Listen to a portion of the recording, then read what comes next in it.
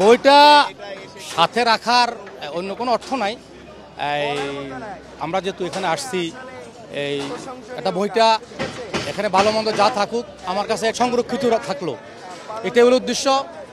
আর এখানে আসার পিছনে আমি তো চট্টগ্রামের নাগরিক, চট্টগ্রামে থাকি। শেখ হাসিনার বিগত কয়েকদিন এই টেলিফোন যেই ভাষণ এবং গত অনলাইনে যে ভাষণটা দিলেন, এই দেশকে নিয়ে ওনার যে ষড়যন্ত্র আজকে 17 বছর পর্যন্ত চালিয়ে যাচ্ছে, এই দেশটাকে, আমাদের স্বাধীনতাটাকে উনি অন্যদের সাথে তুলে দিতে চাচ্ছিল।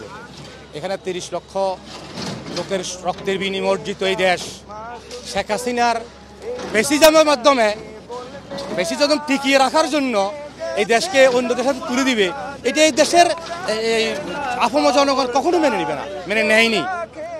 যেভাবে আমরা এই দেশের জনগণ 71 সালে পাকিস্তানকে এই দেশ থেকে তাড়িয়েছে, ঠিক 2024-এ 5ই আগস্ট শেখ হাসিনাকে এই দেশ থেকে তাড়িয়ে দ্বিতীয় স্বাধীনতা অর্জন করেছে, ঠিক তেমনিভাবে আজ যে বহিঃপ্রকাশ আবারও সে যখন এই দেশে তার রেখে যাওয়া কিছু কুলাঙ্গার অবুঝ নেতা কর্মীদেরকে সে জাগিয়ে তুলতে চাচ্ছে আরেকটি খুনের রাজ্য করার জন্য, এখানে খুন রাজে চালার জন্য, এখানে একটি ফ্যাসিজম কায়েম করার জন্য, ঠিক তখনই আমরা আবার জেগে উঠেছি এই দেশের স্বাধীনতাকে রক্ষা করার জন্য।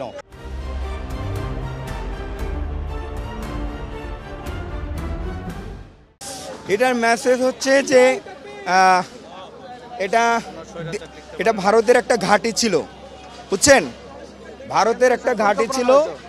আর এখান থেকে ভারতের সমস্ত কার্যকলাপ যা কিছু ছিল সব এখান থেকে অনুসরণ করা হতো। তো এই বাংলাদেশের মুসলমানরা এই ঘাঁটিটা ভেঙে দিয়েছে এবং বুলডোজার দিয়ে সেটাকে ধ্বংস করে দিয়েছে, আপনারা দেখছেন।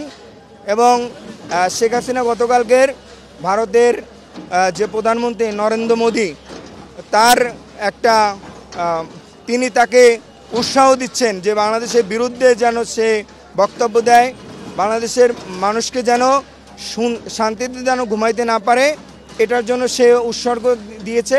এবং গতকালকে সে লাইভে এসে আমরা ভেবেছিলাম সে ক্ষমা চাবে, ঠিক আছে, সে 18 কোটি মানুষের কাছে ক্ষমা চাবে এবং তার যে দল আওয়ামী লীগ সেটাকে বিলুপ্ত ঘোষণা করবে। সে সেটা না করে সে বলছে যে সে নাকি অন্য কোনো অন্যায় করেনি, সে একজন ফেরেশতা, ঠিক আছে, সে একজন আল্লাহর ওলি, তার কোনো নাই। তাহাজ্জুদ পড়ে রাত্রে 100 রাকাত আর শামীম ওপরে হলে 80 রাকাতের উপরে পড়ে, ঠিক আছে।